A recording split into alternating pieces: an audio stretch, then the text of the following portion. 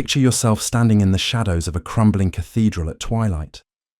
The air is thick with centuries of whispered prayers and forgotten secrets. Stone gargoyles leer down from weathered towers, their eyes seeming to follow your every movement.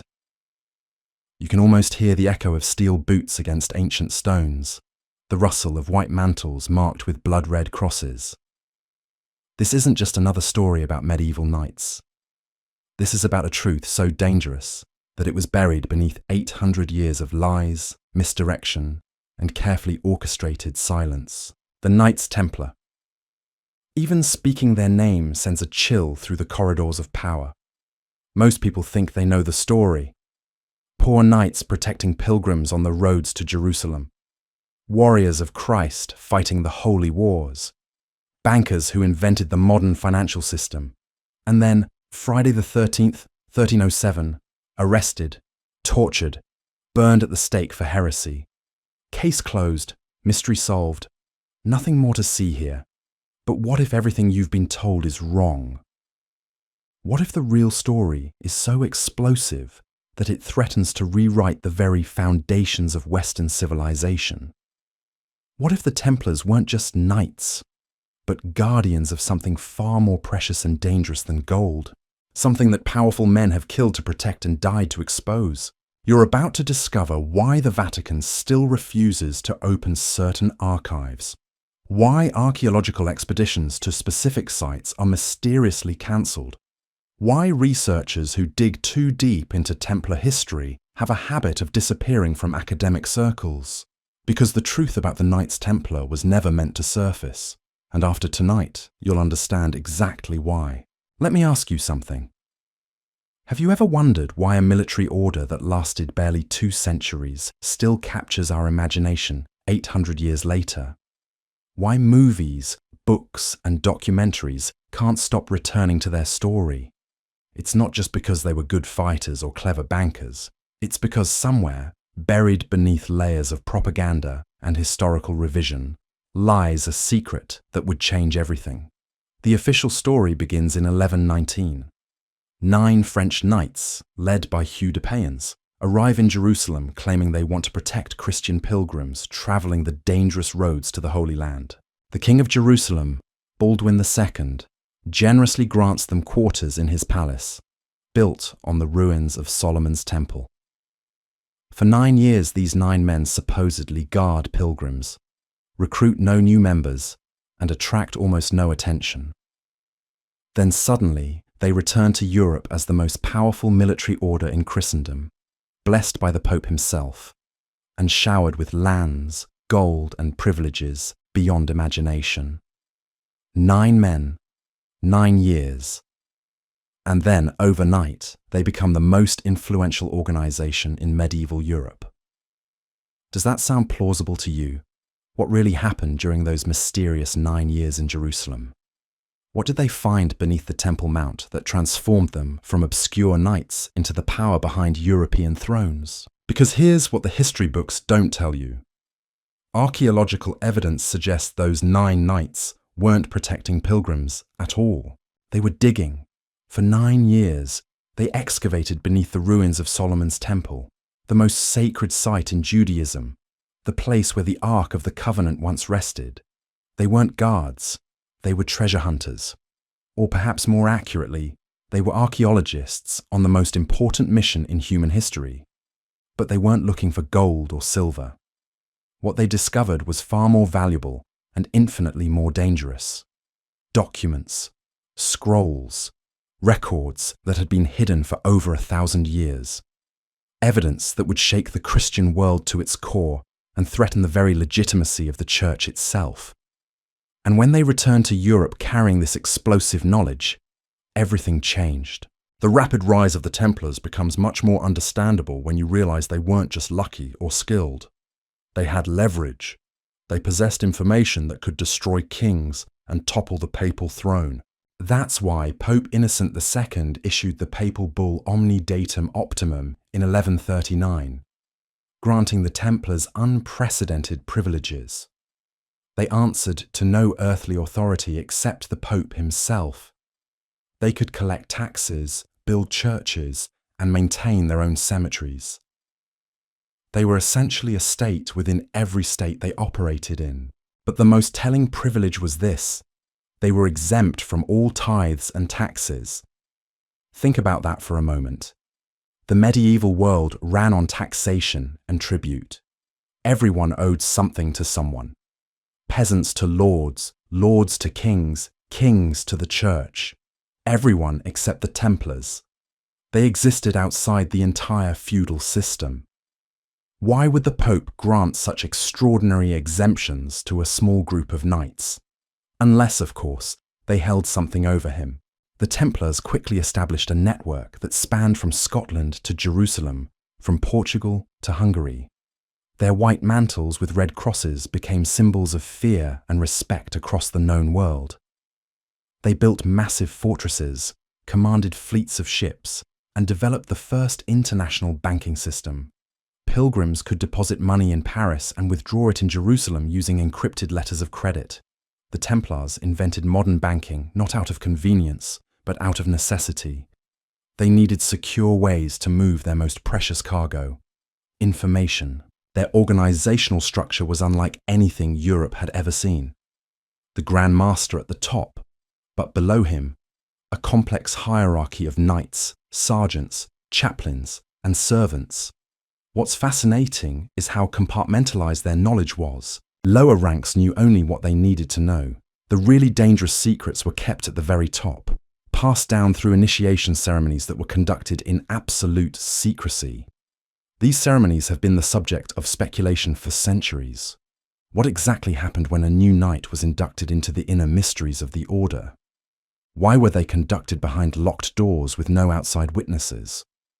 The few accounts that survive speak of strange rituals, unusual oaths, and knowledge that could not be shared with the uninitiated. Some historians dismiss these as typical medieval mysticism. Others believe they point to something far more significant. The Templars also developed an unusual relationship with their supposed enemies. While publicly fighting Muslims in the Holy Land, they maintained diplomatic and even commercial relationships with Islamic leaders. They learned Arabic, studied Islamic texts, and absorbed knowledge from Jewish scholars. This wasn't typical behavior for medieval Christian warriors, unless, of course, they were searching for something specific, something that required them to dig deeper into the ancient wisdom of the Middle East. But their greatest achievement wasn't military or financial. It was architectural. The Gothic cathedrals that rose across Europe during the height of Templar power weren't just places of worship. They were encoded messages, built according to sacred geometry and mathematical principles that seemed to appear out of nowhere. Where did medieval European architects suddenly acquire such sophisticated knowledge of engineering and design? The answer lies in what the Templars brought back from beneath the Temple Mount. The Temple Mount.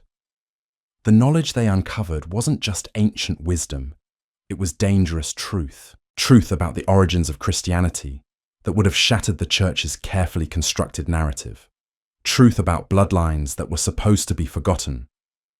Truth about relics that were never supposed to be found. Consider this carefully. The Templars returned from Jerusalem with architectural knowledge that allowed them to build structures still standing today. Chartres Cathedral, Rosslyn Chapel, dozens of other Gothic masterpieces that seemed to defy the engineering capabilities of their time. But more than that, these buildings contain symbols, proportions, and hidden messages that speak to initiates across centuries. Sacred geometry that appears in Islamic, Jewish, and pre-Christian traditions suddenly flowering in medieval Europe. Where did this knowledge come from? The answer lies in what they discovered beneath Solomon's temple. Not just scrolls or documents, but physical evidence. Artifacts that proved certain stories the Church had spent centuries suppressing. Items that demonstrated the true nature of Christ's mission and the real reason for his crucifixion. Evidence of a bloodline that was never supposed to survive. Proof that everything the common people had been taught about Christianity was a carefully crafted lie. This is why the Templars became so powerful so quickly. They weren't just knights or bankers. They were blackmailers operating on a cosmic scale. They held the ultimate trump card against the most powerful institution in medieval Europe. The church needed their silence more than the Templars needed the church's blessing. It was a delicate balance of mutual assured destruction that lasted for almost 2 centuries. But secrets have a way of growing heavy.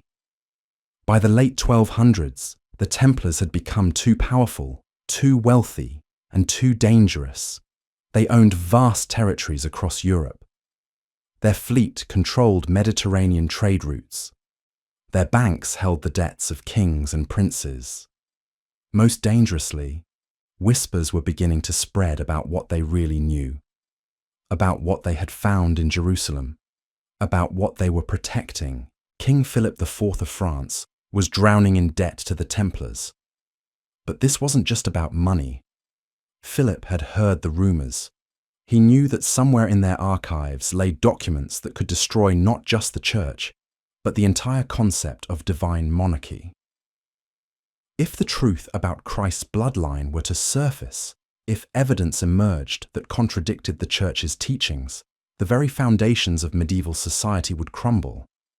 The solution was elegant in its brutality. Coordinate with the Pope. Plan the arrests carefully. Seize their property simultaneously across Europe. Torture confessions from the leadership.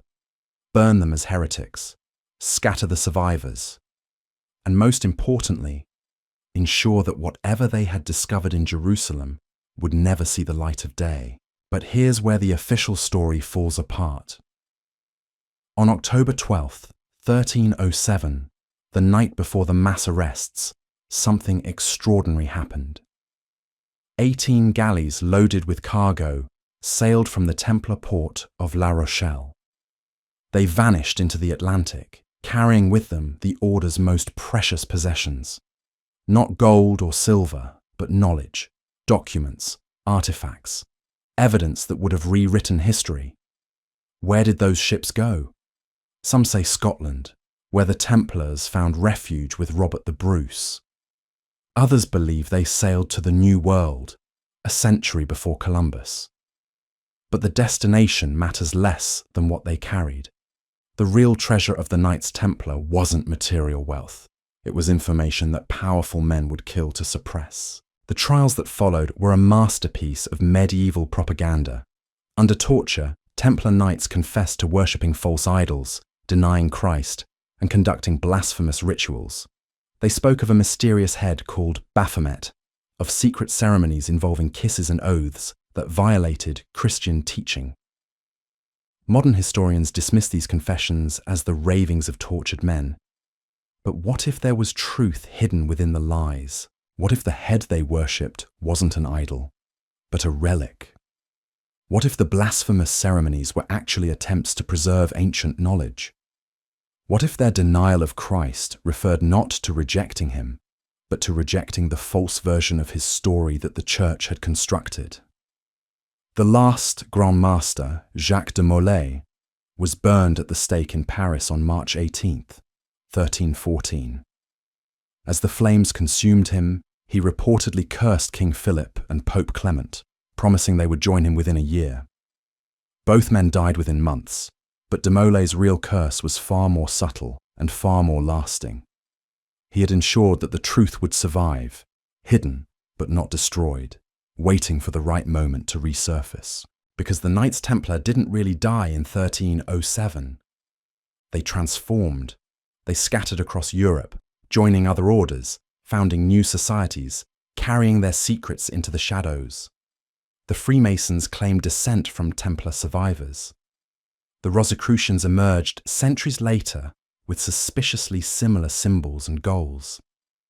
Secret societies across Europe suddenly possessed knowledge that seemed to come from nowhere. And in Scotland, something even more significant happened. The surviving Templars, who fought alongside Robert the Bruce at Bannockburn, weren't just seeking refuge. They were building something new, a network that would preserve their knowledge for future generations. A system that would keep their most dangerous secrets alive while the world forgot the order ever existed. This is why Templar symbolism appears in the most unexpected places. Why certain families across Europe maintain traditions they couldn't explain. Why architectural secrets appeared in buildings constructed centuries after the Order's official destruction. The truth had been planted like seeds in fertile ground, waiting for the right conditions to bloom. So here we stand, 8 centuries later, still asking the same questions that powerful men hoped would never be asked. What did 9 knights really discover beneath Solomon's temple? What knowledge was so dangerous that it required the destruction of the most powerful military order in medieval Europe? What truth was so explosive that it had to be buried beneath torture, flames, and carefully orchestrated silence? The Knights Templar were never meant to be remembered as heroes or villains. They were meant to be forgotten entirely, erased from history like a stain scrubbed from sacred stone. But secrets have a way of surviving, don't they? They live in symbols carved into cathedral walls, in rituals passed down through generations, in archives that remain mysteriously sealed even today. Perhaps the real question isn't what the Templars discovered, but what we're still afraid to find. Why does their story continue to haunt the corridors of power? Why do certain archaeological sites remain off limits? Why do researchers who dig too deep still find themselves silenced? The truth about the Knights Templar was never meant to surface, but truth, like water, finds a way through the smallest cracks. And sometimes, in the shadows of crumbling cathedrals at twilight, you can still hear the echo of steel boots against ancient stones, carrying secrets that refuse to die. The question now is simple. Are you brave enough to keep digging, or will you let the silence win once more?